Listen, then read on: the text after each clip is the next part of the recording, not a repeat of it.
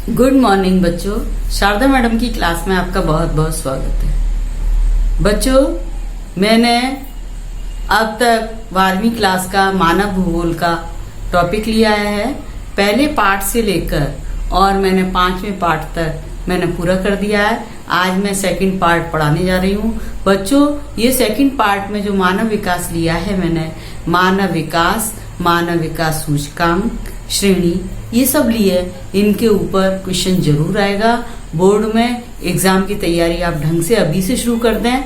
और इस वीडियो के जितने भी पॉइंट्स मैंने लिखे हैं वो जीके के पॉइंट्स हैं, जनरल नॉलेज के पॉइंट्स हैं। उस जनरल नॉलेज के हिसाब से आप इनको वैसे भी तैयार करें। ये न्यू टॉपिक है। मानव विकास सूचकांक है क्या? मानव विकास सूचकांक के बारे में मैं बता दूं। मानव विकास में 3-4 चीजों को लिया जाता है कि उच्च जीवन स्तर को लिया जाता है कि व्यक्ति का जीवन जीने का स्तर क्या है, उसको पौष्टिक आहार वगैरह मिल रहा है नहीं मिल रहा। दूसरे नंबर शिक्षा 0 से 14 वर्ष के सभी शिक्षित हैं नहीं है, साक्षरता है नहीं है, उसके हिसाब से मानव विकास सूचकांक तैयार किया जाता है। एक आता है जीवन प्रत्यांशा बच्चों, जिस देश में कितनी उम्र में लगभग कितने लोग एक्सपायर हुए उनका औसत निकाल करके। जैसे सपोज करो 100 व्यक्ति 90 वर्ष की उम्र में एक्सपायर हुए, उनकी मृत्यु हुई 90 वर्ष में। और फिर कुछ व्यक्ति ऐसे हैं जिनकी 60 वर्ष में हुई मृत्यु, कुछ व्यक्ति ऐसे हैं जिनकी 20 साल में हुई, और कुछ व्यक्ति ऐसे हैं 32 साल में हुई। उनका एवरेज निकाल करके जीवन प्रत्यांशा निकाली जाती है। जिस देश की जीवन प्रत्यांशा अधिक है तो उस देश का मानवीय विकास सूचकांक भी अधिक होगा। शिक्षा अधिक है तो उस देश का मानवीय विकास सूचकांक भी अधिक होगा। ये सारा मानवीय विकास से संबंधित है। पहले बच्चों प्राचीन समय, अब मैं पढ़ाने जा रही हूँ आपको पार्ट 2 किसका? मानव प्रवास एवं मानव विकास का पार्ट 2। पार्ट 1 मैंने अपलोड कर दिया है बच्चों। मेरे चैनल को सब्सक्राइब जरूर कर लें ध्यान से। और इसके बाद में पार्ट 2 के बाद में मैं 1 से लेके 5 पार्ट तक के क्वेश्चंस वीडियो में डालूंगी। जो महत्वपूर्ण क्वेश्चंस हैं वो आपके पास आ जाएंगे। तो मानव विकास क्या है? मानव विकास मानव की आकांक्षाओं, अभिरुचियों एवं उपलब्ध जीवन यापन की सुविधाओं के उत्तम स्तर पर विस्तृत करने की प्रक्रिया है। मानव विकास क्या है?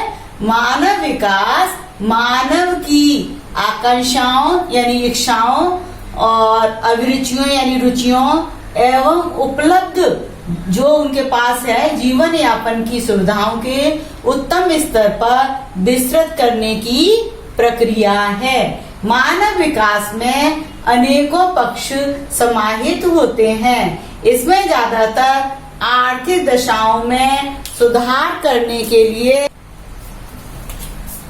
मानव विकास में अनेकों पक्ष समाहित होते हैं। इसमें ज्यादातर आर्थिक दशाओं में सुधार करने, आर्थिक दशा इनकम के स्रोतों में सुधार करने तथा मानव कल्याण वृद्धि करने, जीवन की गुणवत्ता में अभिवृद्धि करने या उन्नयन सुधार करने का प्रयास किया जाता है। ठीक है, यानी कि मानव विकास क्या? मानव की आकांक्षा, अभिरुचियां, उपलब्ध जीवन यापन की सुविधाओं को उत्तम स्तर पर विस्तृत करने की प्रक्रिया है। मानव विकास के ऊपर पूछा जा सकता है मानव विकास से आप क्या समझते हैं? तो आपका आंसर यही होगा, मानव विकास मानव की आकांक्षा, अभिरुचियों एवं उपलब्ध जीवन यापन की सुविधाओं के उत्तम स्तर पर विस्तृत करने की प्रक्रिया है। अब मानव विकास में क्या क्या आता है? मानव विकास में अनेकों पक्ष समाहित होते हैं। इसमें ज्यादातर आर्थिक दशा के सुधार करने, आर्थिक दशाएं इनकम में वृद्धि करने के में सुधार करना, और मानव कल्याण में वृद्धि, मनुष्य का कल्याण किसमें? उच्च शिक्षा मिले और उच्चतम स्वास्थ्य मिले, है ना, पौष्टिक आहार मिले, सबको शिक्षा मिले, सबका स्वास्थ्य सही रहे, इसका जो है मानव कल्याण होता है। तो मानव कल्याण वृद्धि करने यानी क्या है? मानव विकास में क्या है? ज्यादातर आर्थिक दशा में सुधार करने, मानव कल्याण वृद्धि करने और जीवन की गुणवत्ता में अभिवृद्धि करने या उन्नयन करने का प्रयास किया जाता है। मानव का विकास केवल धन वृद्धि करने से नहीं होता। यानी कहते हैं मनुष्य का विकास हो गया, भाई इनकम बढ़ गई उसके तो भाई वो तो विकसित हो गया, नहीं, धन वृद्धि करने से नहीं, बल्कि आर्थिक सामाजिक विकास, सांस्कृतिक विकास मानव कल्याण के पक्ष है। मानव का कल्याण किसमें है? आर्थिक विकास भी हो, समाज का भी विकास हो, संस्कृति का भी विकास हो उसकी का, तो ये सब मानव कल्याण के पक्ष हैं। इन बातों को ध्यान में रखते हुए संयुक्त राष्ट्र ने सभी देशों के सामने मानव विकास का लक्ष्य रखा। अब क्या था? अब मानव विकास का इतिहास देखो, संयुक्त राष्ट्र ने सभी देशों के सामने मानव विकास का लक्ष्य रखा, भी सबका विकास होना चाहिए। अब ये आ गया मानव विकास का इतिहास क्या है। अनेकों दशकों तक यह माना जाता था कि जिस देश की अर्थव्यवस्था जितनी बड़ी होगी वह देश उतना ही विकसित होगा। अनेकों दशकों तक, अनेकों यानी 100 वर्षों से भी अधिक वर्षों से पहले से ये सोचा जाता था जिस देश की अर्थव्यवस्था जितनी विकसित होगी वह देश उतना ही विकसित होगा। इस वृद्धि का अधिकांश लोगों के जीवन परिवर्तन से कोई संबंध नहीं था, यानी कि निष्क्रिय था ये विकास, मानव विकास का जो मत था कि केवल जिस देश में अर्थव्यवस्था अधिक हुई, यानी अमीर ज्यादा हुई और गरीबी बहुत अधिक हुई तो उस देश को विकसित मान लिया जाता था। लेकिन इसमें एक अधिकांश लोगों के जीवन के परिवर्तन से कोई संबंध नहीं था कि जो गरीब है उनको उठाया जाए, ऐसा कुछ नहीं था। ठीक है। फिर मानव संकल्पना का मत दिया, किसने दिया? महबूब उल हक और अमर्त्य सेन। ये पूछा जाता है मानव विकास संकल्पना के प्रतिपादक कौन थे? महबूब उल हक और अमर्त्य सेन प्रसिद्ध अर्थशास्त्री थे। ये भूगोलवेत्ता नहीं थे, ज्यादातर भूगोल में भूगोलवेत्ता आते हैं, लेकिन ये अर्थशास्त्री थे। महबूब उल हक और अमर्त्य सेन प्रसिद्ध अर्थशास्त्री थे। इन्होंने मानव विकास की संकल्पना का प्रतिपादन किया और बतलाया कि मानव विकास एक ऐसे विकास के रूप में होता है जो लोगों के जीवन में सुधार लाता है। मानव विकास एक ऐसे विकास के रूप में होता है जो लोगों के जीवन में सुधार लाता है, ना कि देश के अर्थव्यवस्था में सुधार नहीं, बल्कि लोगों के जीवन में सुधार लाता है, उनके लिए विकल्पों में वृद्धि करता है। ठीक है। विकल्प कि ये नहीं मिला तो ये कार्य कर सकते हैं, ऐसा नहीं हुआ तो ऐसा कर सकते हैं। चट्टानों पर, पहाड़ों पर खेती नहीं की जा सकती तो सीढ़ीदार खेत तैयार किए जा सकते हैं, उनकी मिट्टी के हिसाब से वहां पर खेती की जा सकती है। ये विकल्प हो गए, है ना। तो विकल्पों में वृद्धि करता है। इस अवधारणा में सभी प्रकार के विकास का केंद्र बिंदु मनुष्य है। ये संकल्पना एज इट इज आएगी, मैंने वो उदाहरण दिए थे। यानी मानव विकास संकल्पना क्या बताई उन्होंने? मानव विकास एक ऐसे विकास के रूप में होता है जो लोगों के जीवन में सुधार लाता है, उनके लिए विकल्पों में वृद्धि करता है। इस अवधारणा में सभी प्रकार के विकास का केंद्र बिंदु मनुष्य है। और उसमें पुरानी अवधारणा में क्या था? देश था मुख्य बिंदु, और इसमें क्या है? मनुष्य है। ठीक है। अब आया मानव विकास सूचकांक, संयुक्त राष्ट्र विकास कार्यक्रम। ये पूछा जा सकता है यूएनडीपी किसे कहते हैं? यूएनडीपी क्या है? संयुक्त राष्ट्र विकास कार्यक्रम। ठीक है। तो संयुक्त राष्ट्र विकास कार्यक्रम को इंग्लिश में क्या बोलते हैं? यूएनडीपी, ये शॉर्ट फॉर्म है इसकी। उन्होंने 1990 में संयुक्त राष्ट्र विकास कार्यक्रम समिति कब बनी? 1990 ईस्वी में प्रथम मानव विकास सूचकांक प्रतिपादित किया, प्रतिवेदन दिया उन्होंने। SDI report. एसडीआई रिपोर्ट क्या है?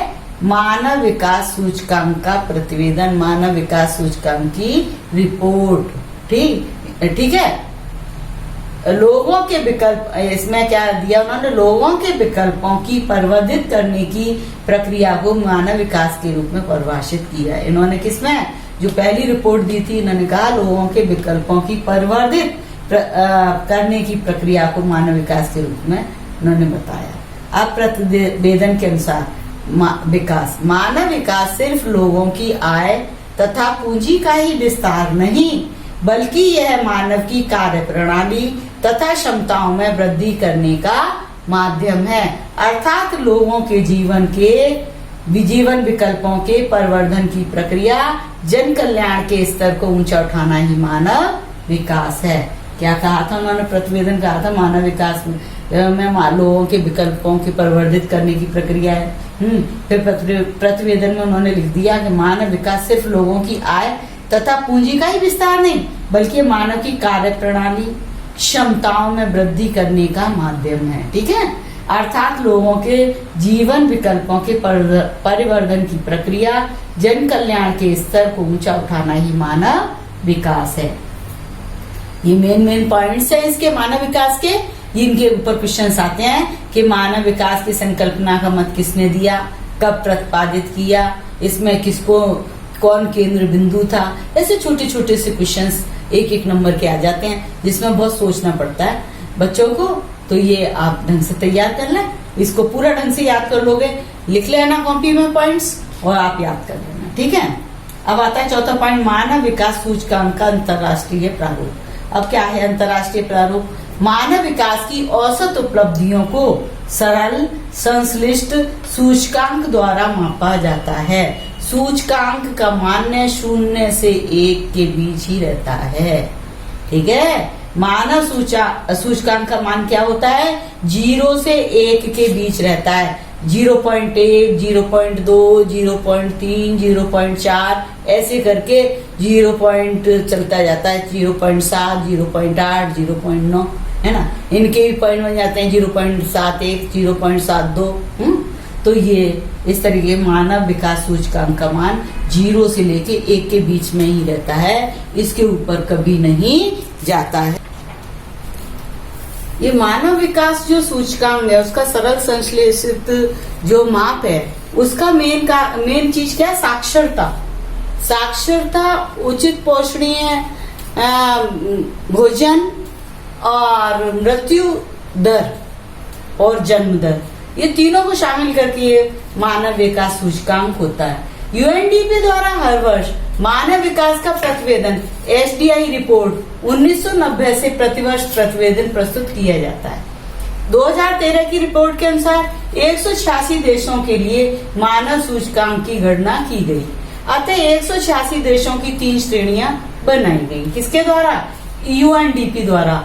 क्या प्रस्तुत किया गया? प्रतिवेदन मानव विकास सूचकांक का।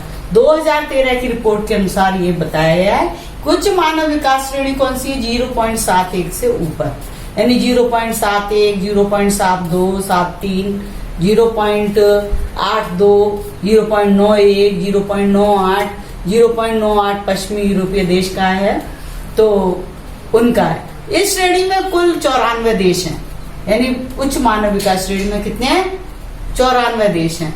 नॉर्वे, ऑस्ट्रेलिया, संयुक्त राज्य अमेरिका, नीदरलैंड, जर्मनी का मानव विकास सूचकांक सबसे अधिक है। पश्चिमी यूरोप के सभी देशों के साथ साथ Japan, Israel, Singapore, Hong Kong, Korea, Chile, Uruguay, संयुक्त अरब अमीरात आदि प्रथम श्रेणी में आते हैं। उच्च मानव विकास कौन सा? 0.71 से ऊपर, 0.71 से लेकर 0.17